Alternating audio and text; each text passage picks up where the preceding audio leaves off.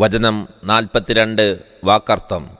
സുമ്മ അൻശഅന പിന്നെ നാം ഉത്ഭവിപ്പിച്ചു, മിൻ ബഅദിഹിം അവരുടെ ശേഷമായി, ഖുറൂനൻ തലമുറകളെ, ആഖരീൻ വേറെ ആളുകളായ. ثم أنشأنا من بعدهم قرونا آخرين പിന്നീട് അവരുടെ ശേഷമായി പല തലമുറകളെയും നാം ഉത്ഭവിപ്പിച്ചു. വചനം 43 വാക്കർത്ഥം. മാ തസ്ബിഖു മുൻകടക്കുന്നില്ല, മുൻകടന്നിരുന്നില്ല, മിൻ ഉമ്മത്തിൻ ഒരു സമുദായവും തന്നെ, അജലഹ അതിൻ്റെ അവധി, വമാ യസ്തഅഖിറൂൻ പിന്നിലായി പോകുന്നുമില്ല. ما تسبق من أمة أجلها وما يستأخرون ഒരു സമുദായവും തന്നെ അതിൻ്റെ അവധിയെ മുൻകടക്കുന്നതല്ല, അവധിക്ക് പിന്നിലായി പോകുന്നതുമല്ല. വചനം 44 വാക്കർത്ഥം.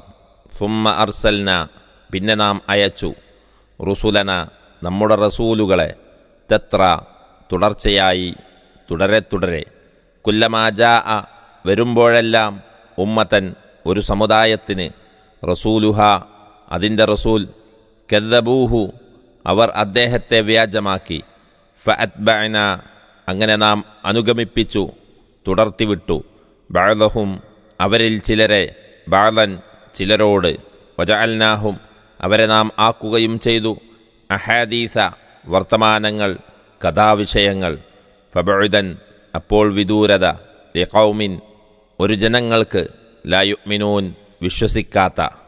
ثم أرسلنا رسلنا تترى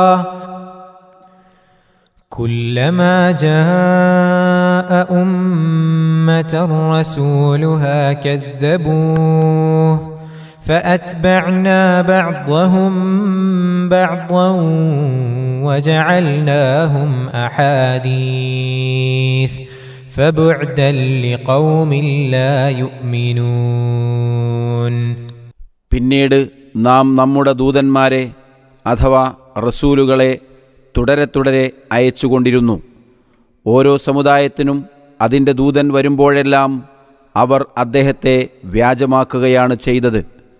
അങ്ങനെ അവരിൽ ചിലരെ ചിലരോട് നാം അനുഗമിപ്പിച്ചു, അഥവാ ഒന്നിനുശേഷം ഒന്നായി നശിപ്പിച്ചു. അവരെ മുഴുവനും നാം കഥാവിഷയങ്ങളാക്കുകയും ചെയ്തു. അപ്പോൾ വിശ്വസിക്കാതിരിക്കുന്ന ജനങ്ങൾക്ക് കാരുണ്യത്തിൽ നിന്നും വിദൂരത. 42 മുതൽ 44 വരെയുള്ള വചനങ്ങളുടെ വിശദീകരണം. നൂഹ് അലൈഹിസ്സലാത്തു വസ്സലാം നബിയുടെ ശേഷമുണ്ടായ ഒരു തലമുറയെപ്പറ്റിയാണ് 31 വചനത്തിൽ പറഞ്ഞിരുന്നത്. പിന്നീടും പല തലമുറകൾ ഉയർന്നു വരികയും അവരിലെല്ലാം അല്ലാഹു റസൂലുകളെ അയച്ചുകൊണ്ടിരിക്കുകയും ചെയ്തിട്ടുണ്ടെന്നും റസൂലുകളെ കളവാക്കിയവർക്ക് അല്ലാഹുവിൽ നിന്ന് ശിക്ഷകൾ ബാധിച്ചുവെന്നും മൊത്തത്തിൽ പ്രസ്താവിക്കുകയാണ് ഈ ആയത്തുകൾ. നൂഹ് അലൈഹിസ്സലാത്തു വസ്സലാമിൻ്റെ ജനതയെയും ആദ്, സമൂദ് വർഗങ്ങളെയും കുറിച്ച് പ്രസ്താവിച്ച ശേഷം സൂറത്തു ഇബ്രാഹിം 9 വചനത്തിൽ ഇപ്രകാരം പറയുന്നു: വല്ലദീന മിൻ ബഅദിഹിം ലാ യഅലമുഹും ഇല്ലല്ലാഹ് അവർക്ക് ശേഷമുള്ളവരും അവരെക്കുറിച്ച് അല്ലാഹു അല്ലാതെ അറിയുകയില്ല. അപ്പോൾ നമുക്ക് വിവരം ലഭിച്ചിട്ടില്ലാത്ത എത്രയോ തലമുറകൾ അതിനുശേഷം കഴിഞ്ഞു പോയിട്ടുണ്ടെന്ന് അനുമാനിക്കാമല്ലോ. അടുത്ത ആയത്തിൽ മൂസ അലൈഹിസ്സലാത്തു വസ്സലാം നബിയെയും ജനതയെയും സംബന്ധിച്ച് വിവരിക്കുന്നുമുണ്ട്. ആകയാൽ ആദ്, സമൂദിനും മൂസ നബി അലൈഹിസ്സലാത്തു വസ്സലാമയുടെ ജനതക്കുമിടയിൽ കഴിഞ്ഞു പോയിട്ടുള്ള അനവധി സമുദായങ്ങളെ സംബന്ധിച്ച ഒരു സൂചനയാണ് 42 വചനത്തിലുള്ളത്. ആ സമുദായങ്ങളുടെ ചരിത്രത്തിൻ്റെ ആകെസാരം തുടർന്നുള്ള വചനങ്ങളിൽ അല്ലാഹു എടുത്തു കാണിച്ചിരിക്കുന്നു. അവർ അവൻ്റെ ദൗത്യത്തെയും അവൻ്റെ ദൂതന്മാരെയും കളവാക്കി നിഷേധിച്ചു. അതുനിമിത്തം അല്ലാഹുവിൻ്റെ ശാപകോപത്തിനും ശിക്ഷക്കും അവർ പാത്രമായി തീർന്നു. ഇതാണത്. ഈ സമുദായങ്ങളുടെയെല്ലാം തന്നെ നിഷേധത്തിൽ 2 വാദഗതികൾ അടങ്ങിയിട്ടുള്ളത് കാണാം. ഒന്ന്, നമ്മെപ്പോലെയുള്ള ഒരു മനുഷ്യൻ ദൈവദൂതനാകുന്നതെങ്ങനെ? 2, മരണാനന്തരം വീണ്ടും ജീവിപ്പിക്കപ്പെടുമെന്ന് പറയുന്നത് സംഭവ്യമാണോ? എന്നാൽ ലോകസ്രഷ്ടാവിൻ്റെ ആസ്തിക്യത്തിൽ അവരാരും നിഷേധം പുറപ്പെടുവിച്ചതായി കാണുന്നില്ല. അതേസമയത്ത് ആരാധന പലർക്കും ചെയ്യുകയും ചെയ്യും. പരസ്പര വിരുദ്ധമായ ഈ നിലപാട് അവർ സ്വീകരിച്ചത് കാര്യം മനസ്സിലാകാതെയല്ല, ഗർവും ധിക്കാരവും മൂലമായിരുന്നു എന്ന് ഖുർആൻ പലപ്പോഴും എടുത്തു പറഞ്ഞിട്ടുള്ളതാണ്.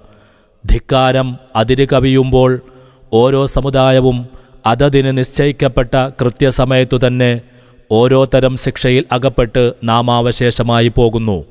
അങ്ങനെ അവരുടെ പഴങ്കഥകൾ മാത്രം അവശേഷിക്കുകയും ചെയ്യുന്നു.